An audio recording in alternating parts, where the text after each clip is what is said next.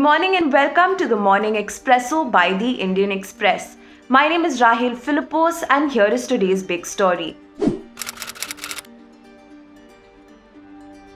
Arguing on behalf of Aryan Khan in the drugs on cruise case, senior advocate and former Attorney General of India Mukul Rohatgi told the Bombay High Court that the NCB had made no recovery from the 23-year-old, nor had it conducted a medical examination to show consumption of any narcotics.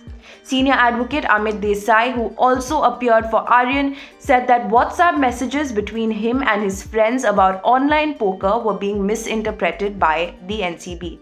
And now for our stories exclusive to the Indian Express. In part 15 of the Pandora Papers, we look at how Vikram Shroff, the son of Raju Shroff, the founder of global pesticide producer UPL, acquired companies in the British Virgin Islands to hold a yacht, and along with his elder brother Jaidev, set up a 4-layer subsidiary structure to own real estate in Dubai.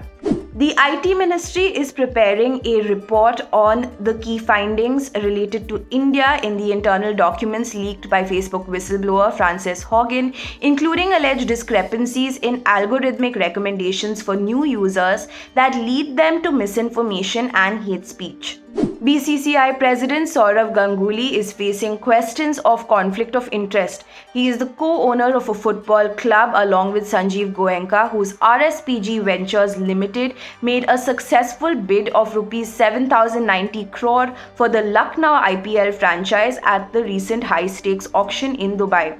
Even if Ganguly steps away from the football club now, questions may still be raised over his involvement in the franchise auction process as BCCI president, despite his football association with one of the bidders.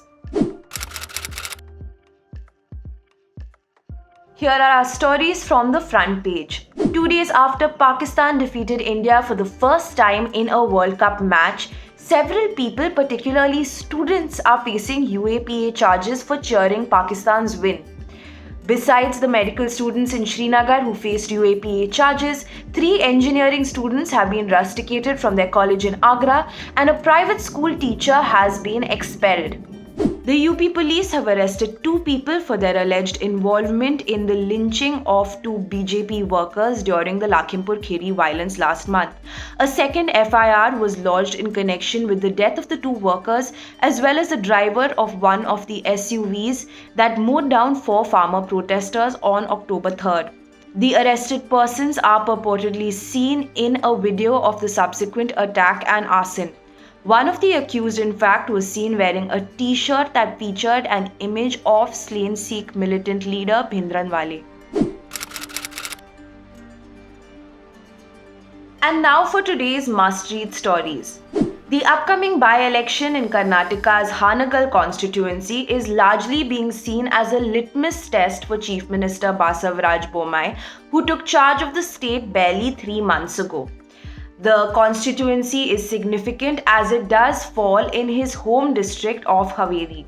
The upcoming election is also expected to have a bearing on his standing as a BJP leader who will lead the party into the 2023 assembly elections. From the construction of toilet complexes in courts to building residential units for judicial officers, Union Minister of Law and Justice Kiren Rijiju is set to invite all law ministers from states and union territories to discuss ways to improve judicial infrastructure for the lower judiciary. The Supreme Court of Nepal, meanwhile, has become deeply divided after judges took the unprecedented step of boycotting their benches on Monday, thus holding up hundreds of cases. They are demanding the resignation of Chief Justice Cholendra Shamsher Rana, who has been accused of forging deals with political parties and even securing a ministerial berth for one of his relatives. We explain what led up to the boycott. You can check out our explainer on the IndianExpress.com. And finally, in 2014, Kamal Saroha, who was then just a first-year engineering student, set up a college team for a casual kickabout. 4 years later, his side was asked to take part in the Rajasthan State League to make up the numbers.